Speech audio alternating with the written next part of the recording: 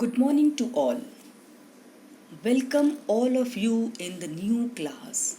Let us start the physics. Physics now. Physics, what is physics? What is the scope of and excitement of physics? What are the fundamental forces of nature? Now, this is a very big question that what is physics? So, we will study today only about what is physics. Now, as you know that you see a various natural phenomena around you. Physics is the fundamental science concerned with the outstanding concerned with the understanding the natural phenomena that occurs in our universe. Now, natural phenomena just like the sunrise, the sunset, rainbow, thunder, snowfall, heavy rain, floods, earthquakes, all the natural phenomena which you see around you, why they occur. What is the reason behind all these phenomena? Why the sun appears blue in the morning, why it appears white, and why it changes the colors. So, all the fundamental science behind these natural phenomena is the study of physics. So, natural phenomena such as flow of water, heating of objects, sound of waterfall, rainbow, thunderbolt, energy coming from the nucleus, etc., which are very exciting to us, and a number of events taking place around us which are very helpful in our life. All events in the nature take place according to some basic laws, and revealing these laws of nature from the observed events is the physics. The scientist does not study physics because it is useful. He studies it because he delights in it. And he delights in it because it is beautiful. If nature were not beautiful, it would not be worth knowing. And if nature were not worth knowing, the life would not be worth living. This was well said by the Henry Poincare.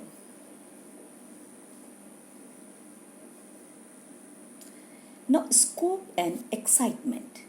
The scope of physics is very wide. It covers a very wide variety of the natural phenomena. It deals with the phenomena from the microscopic level, micro means very small, microscopic level to the macroscopic level.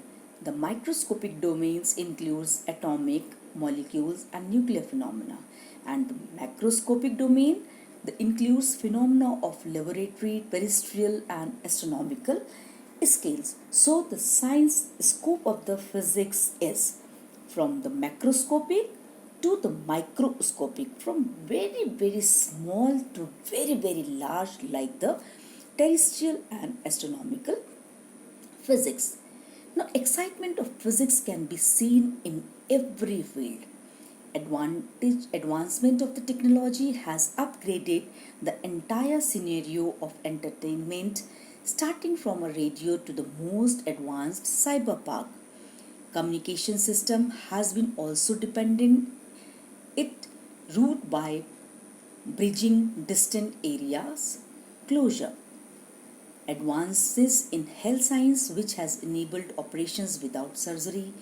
Telescope and satellite have broken the limit of knowledge of the undiscovered universe, exploring the source of energy from the unexplored sources, made possible the reach of man beyond the earth towards the cosmos. Use of robots in hazardous place is highly beneficial. And excitement of physics, that is communication system, nowadays it is very helpful in the state of the COVID. Now, because of the communication system, it is possible to teach you. Otherwise, it was not possible if such type of pandemic has took place many years before. So, this is all the excitement of the physics, the scope of the physics. Now, let us study about the fundamental forces in nature. That the fundamental forces which deals all the natural phenomena around you. So there are only the four basic fundamental forces on the basis of which we can explain each and every phenomena around us, whether it is microscopic level or it is macroscopic level. There are only the four fundamental forces which can explain all these phenomena. So let us discuss one by one. The first is the gravitational force. It is the force of mutual attraction between the two bodies by virtue of their masses. About this force you must have studied in class 9 also. So just recall the gravitational force studied in class 9.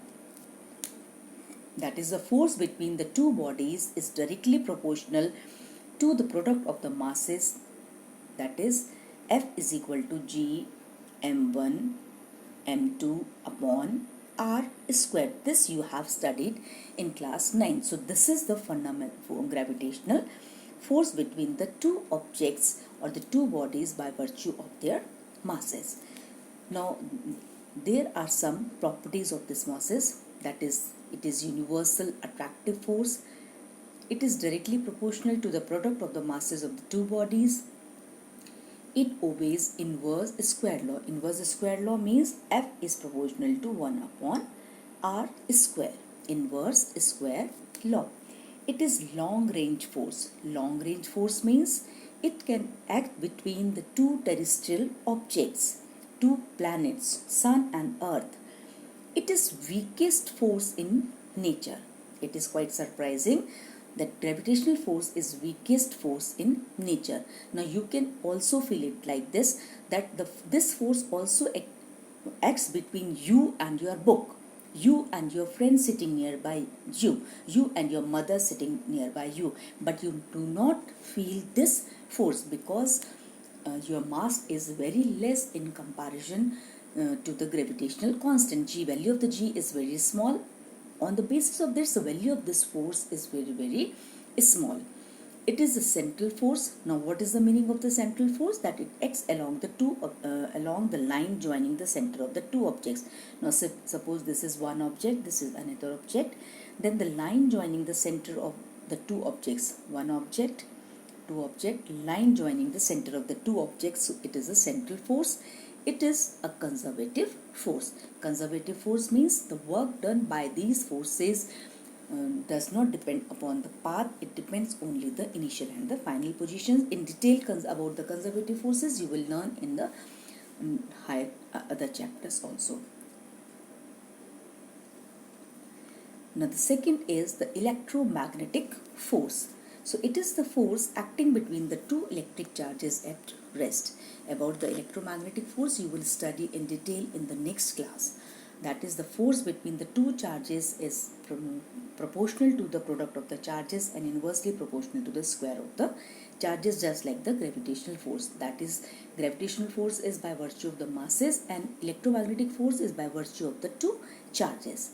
Now properties of these forces, it may be attractive or repulsive depending upon the type of the charges. It obeys inverse square law. It is a long range force.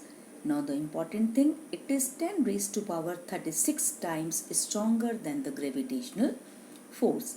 It is central force. It is conservative force. It is caused by the exchange of photons between two charged particles. Now strong nuclear force. It binds together the protons and neutrons in a nucleus. Now about the nucleus you have studied in the previous classes that protons and neutrons, they are inside the nucleus. Now how they are kept in the nucleus, how they are bound in the nucleus, that is because of the strong nuclear force. Now the properties, it is 10 raised to power 38 times stronger than the gravitational force. It is short range force and operates only over the size of the nucleus. You know that the size of the nucleus is in Fermi, and 1 Fermi is about 10 raised to power minus 15 meter. This you have studied in the previous classes also. So this strong nuclear force operates only over the size of the nucleus. It is basically attractive force but becomes repulsive when the distance between the nucleons becomes less than 0.5 Fermi.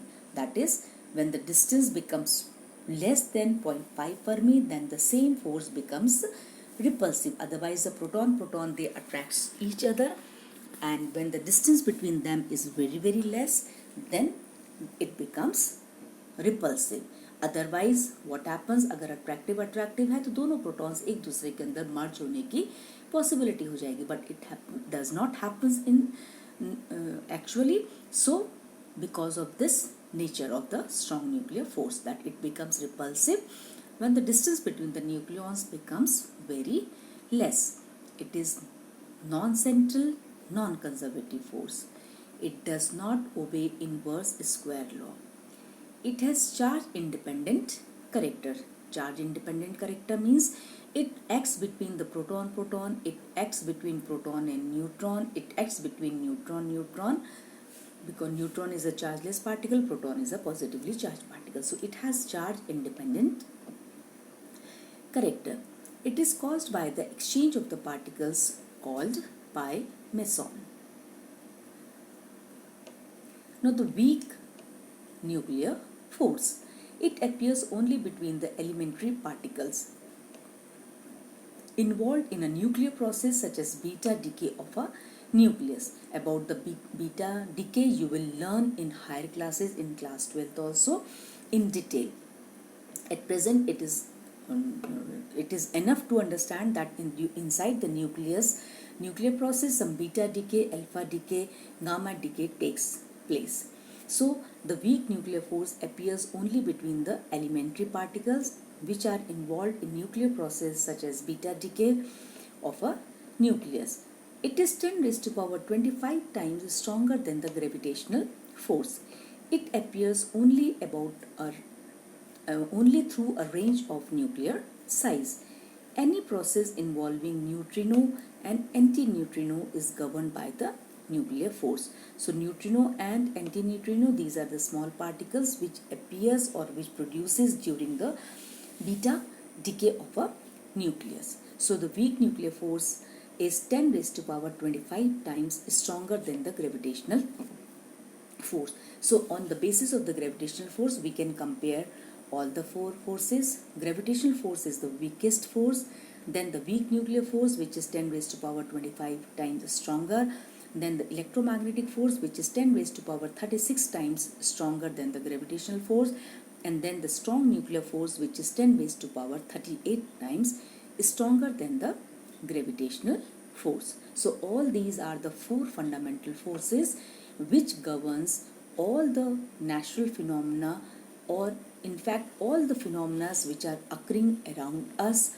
So the physics behind all the nuclear on natural phenomena is linked with all these four fundamental forces.